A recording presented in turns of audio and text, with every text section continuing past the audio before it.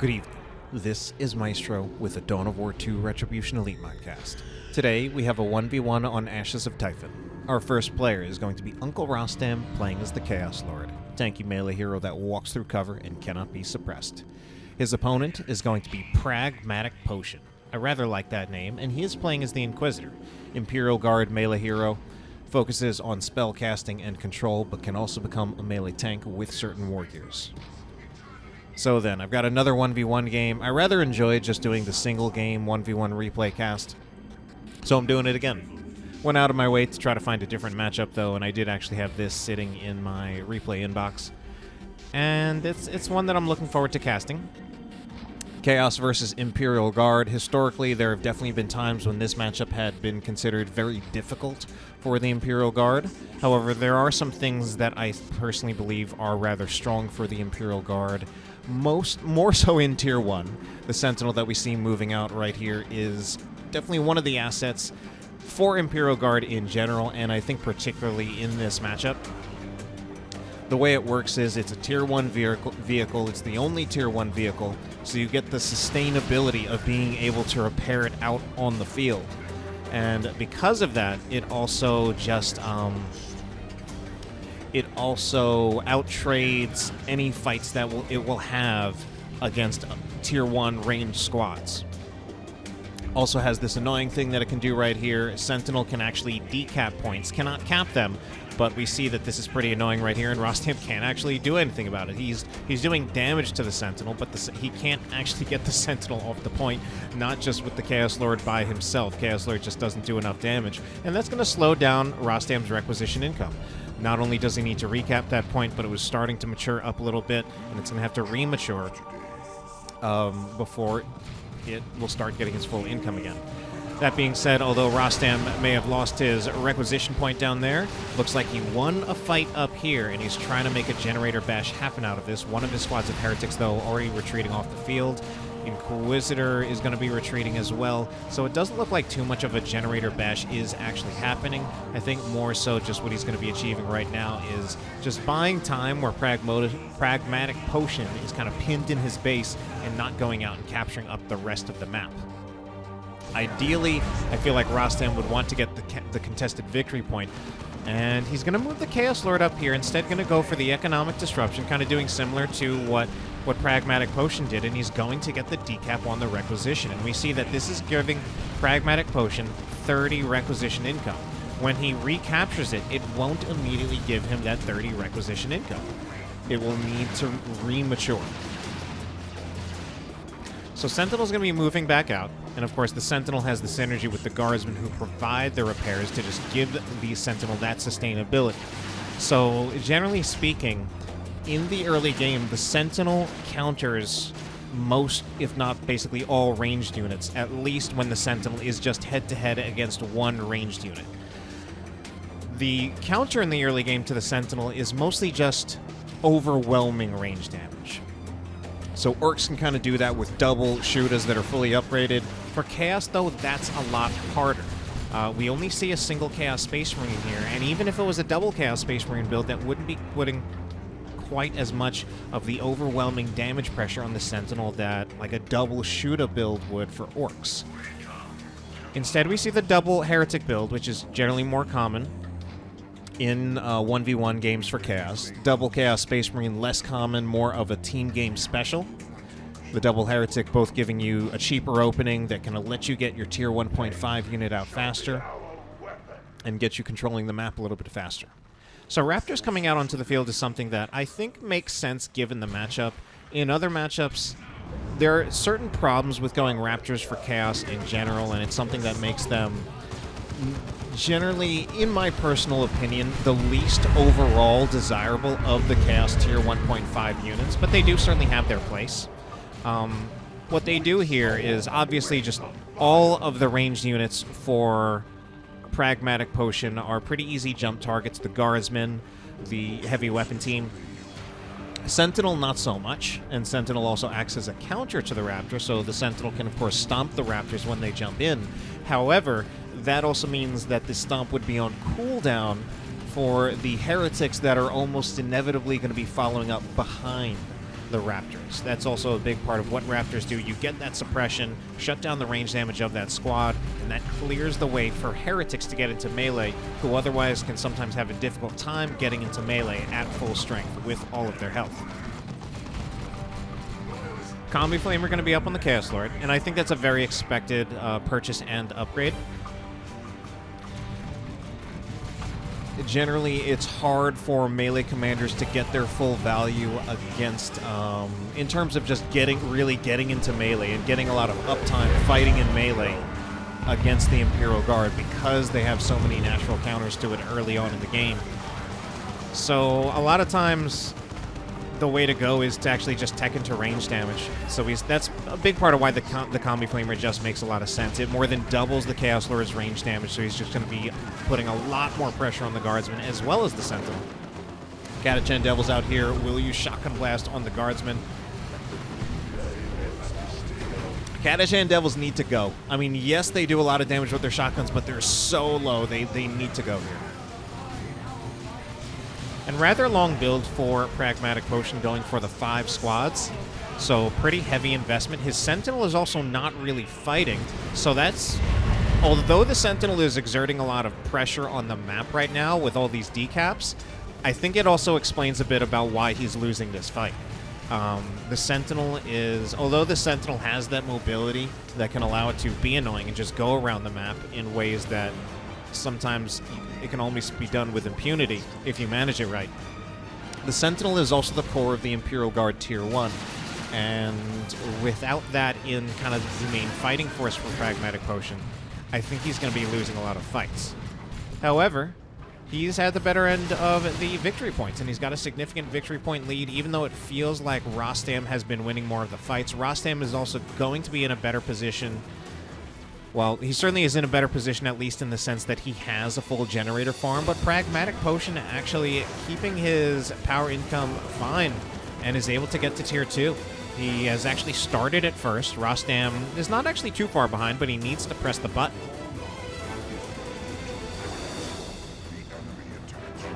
So Tier 2 is where things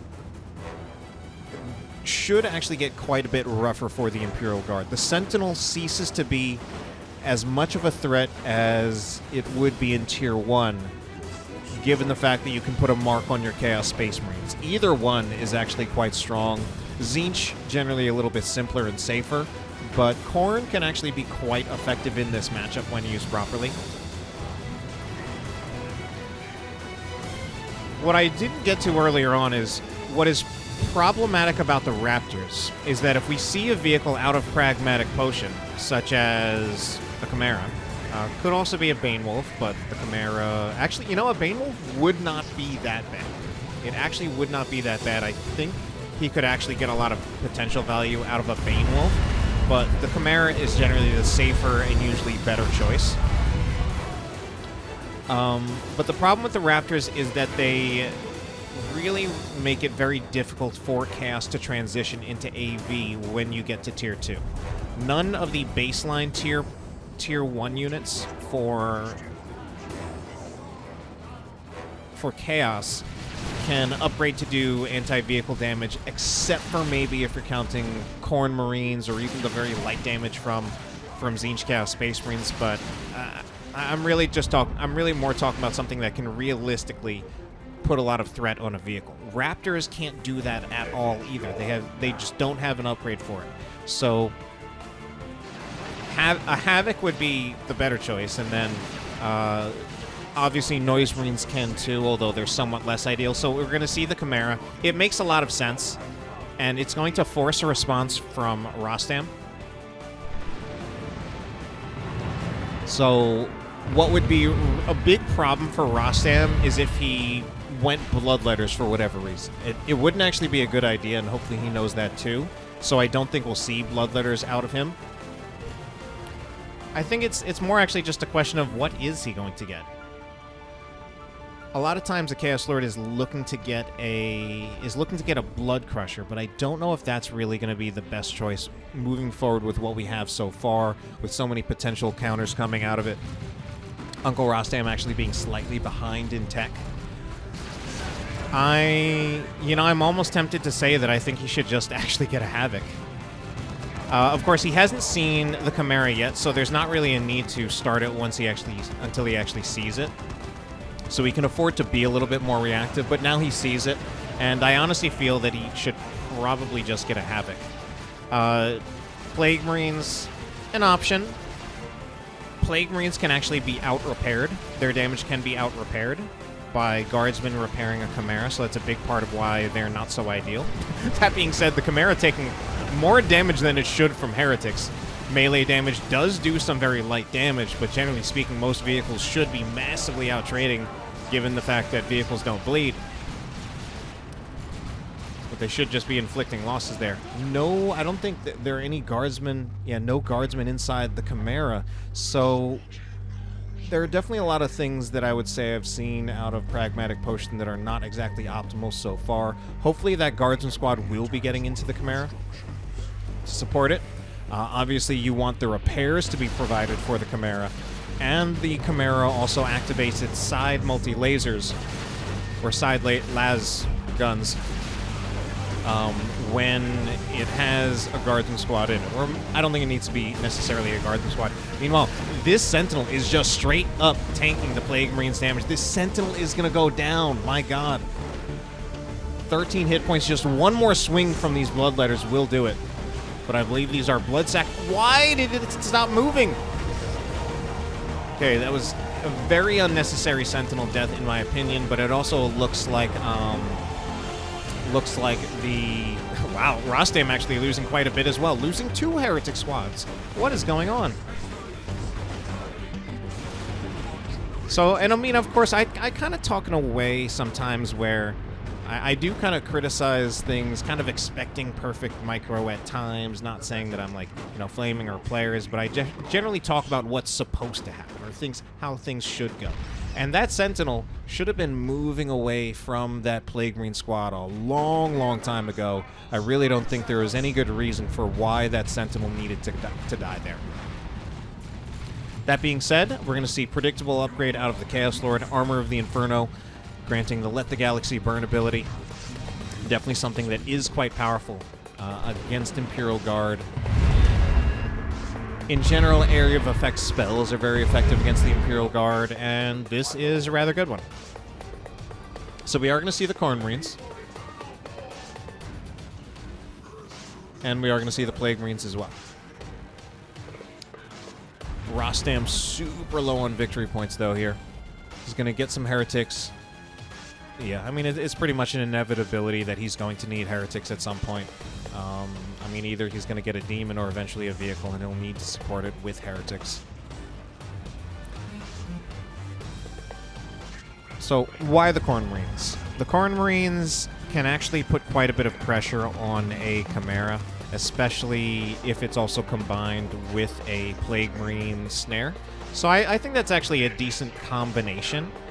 And ideally, he would also want to get the Aspiring Champion to just get the extra axe as well as the fusion gun. Sorry, the Melt-A-Pistol.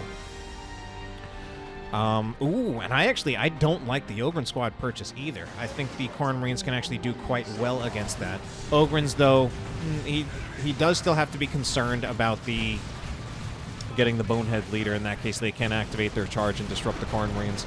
But otherwise, I actually don't really like the Ogrins into the Khorne Marines that much.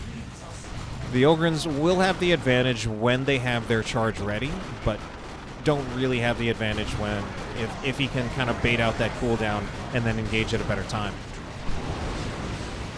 Raptors jumping in. They're going to look for maybe this Inquisitor who's super low. I think that's their best bet, because this Inquisitor, what is she doing here so low? And I think Rostam almost literally got away with murder there with how he was able to jump those Raptors in.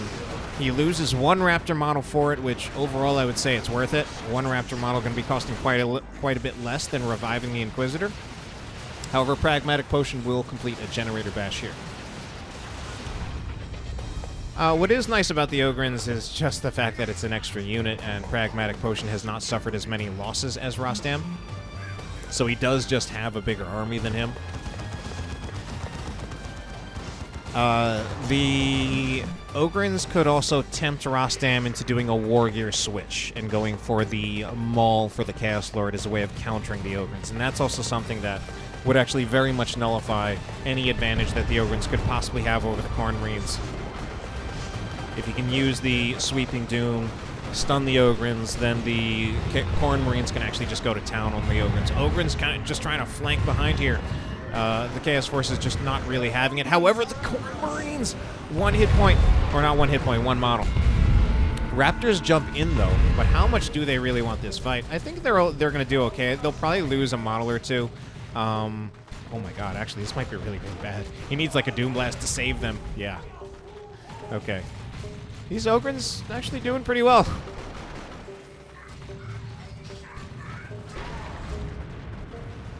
He's trying to bring the Chimera here, maybe to just give them some reinforcements. And now we're going to see a Dreadnought.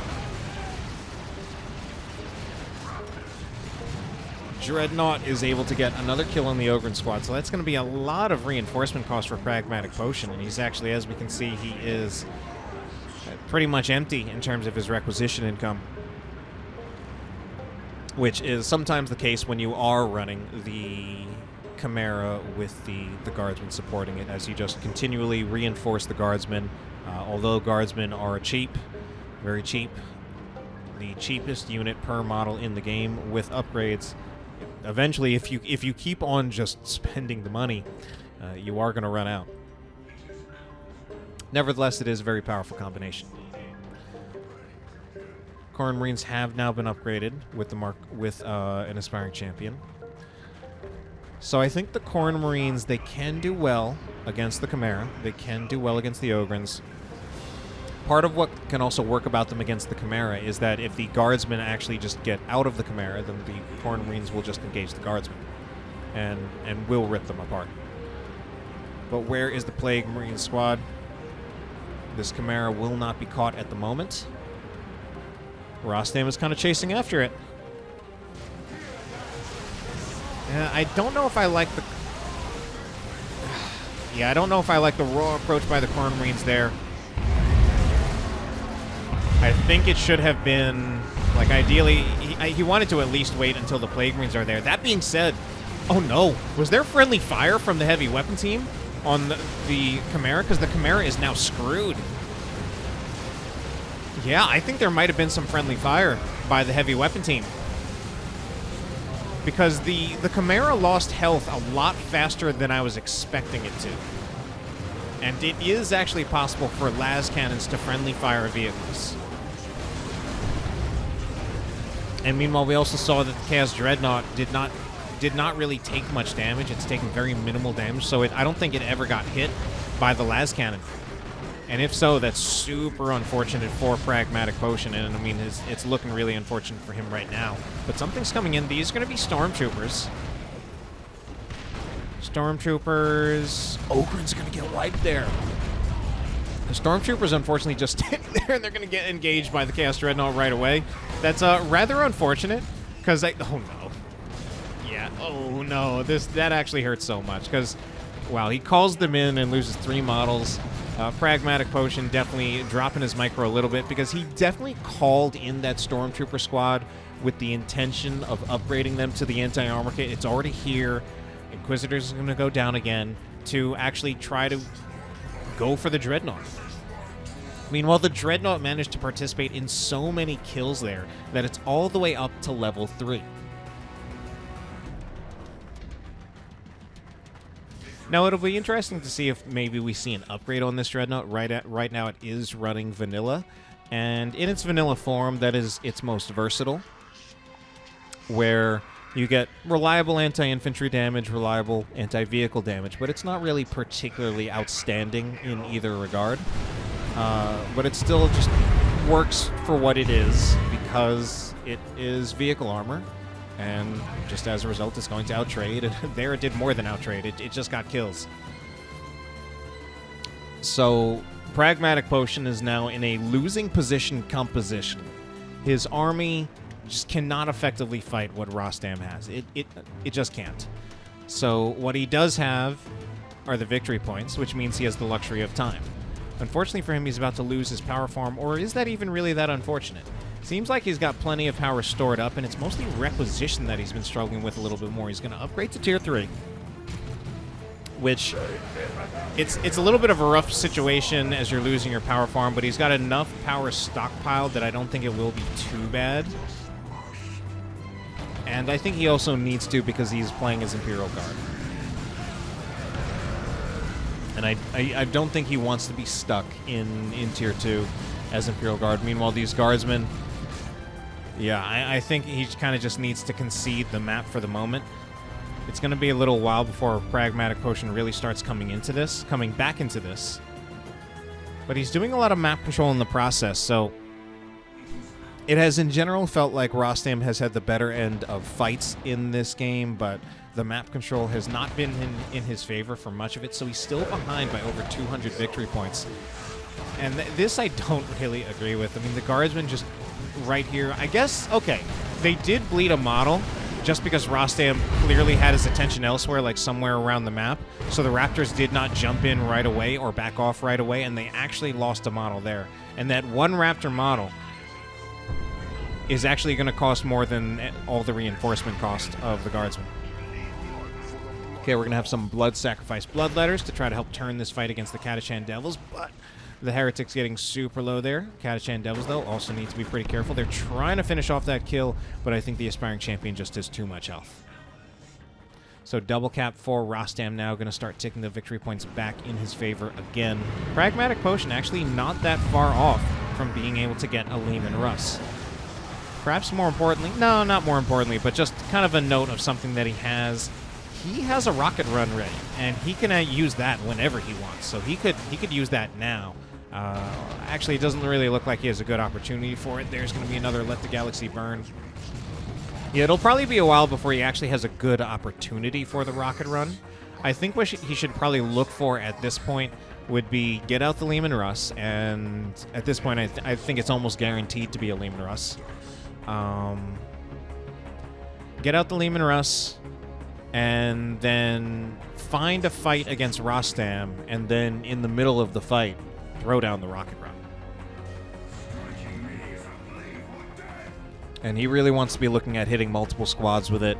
Definitely catching the Heretics, probably the Chaos Space Marines as well, because those are the squads that he has the chances of wiping with the rocket run. And if he can get the Raptors into that, that would be a bonus, because that's also a squad that he could potentially wipe with a rocket run. The Bloodletters, I think it's a lot less likely. Which, of course, you know, I say that even though the Raptors actually have quite a bit more health than the Bloodletters. Bloodletters, though, have the option of being able to phase out into the warp. Raptors, I guess, technically could jump out of it. But it's been a little bit of a sloppy game so far, kind of on both sides.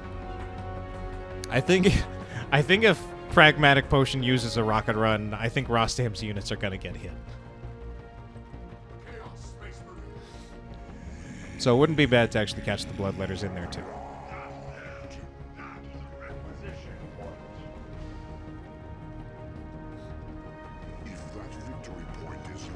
Okay, double cap for Rostam. No, triple cap for Rostam. And victory points are quickly going back in his favor. Corn Marines approaching here. That is the rocket run. And if I'm not mistaken, it completely missed. That is super unfortunate. I think that was incredibly premature. Oh no, the blood sacrifice on the Bloodletters when the Corn Marines are so low. The Bloodletters doing some work here. Bloodletter Squad, Bloodletter Global. Yeah, I don't know. I think he was just a little too excited to make something happen there. And then he didn't.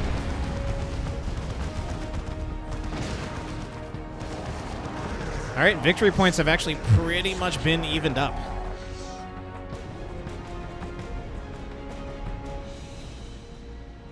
And now Uncle Rostam is winning.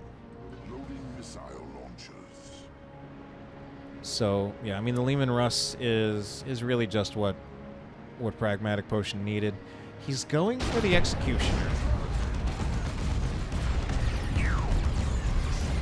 Now, truth be told, the Executioner is going to just blast apart the Heretics as well as the Corn Marines and the Chaos Raptors. But my god, this Leman Russ is actually in so much trouble right now. It might even go down. It's super close. All right, I think it makes it out of there okay, but it took over 900 points of damage. It took over 1,000 points of damage, in fact.